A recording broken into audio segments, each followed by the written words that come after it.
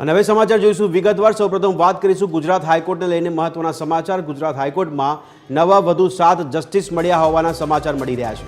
ગુજરાત હાઈકોર્ટને નવા 7 જસ્ટિસ મળ્યા છે, ત્યારે સુપ્રીમ કોર્ટમાં ભલામણ કરવામાં આવી હતી કેસોનું ભારણ ઘટાડવા માટે લિયાકત હુસૈન, શમસુદ્દીન પીરઝાદા, રામચંદ્ર ઠાકુરદાસ વાછાણી, જયેશ લખનસિંહભાઈ આડોદરા તથા પ્રણવ મહેશભાઈ રાવલ અને મૂળચંદ ત્યાગી, દીપક મનસુખલાલ વ્યાસ, ઉત્કર્ષ ઠાકોરભાઈ દેસાઈની નિમણૂક કરવામાં આવી છે।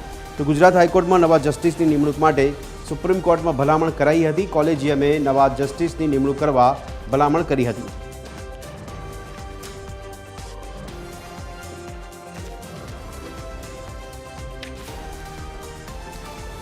આજ અંગે વધુ વિગત આપી રહ્યા છે અમારા સંવાદદાતા મૌલિક।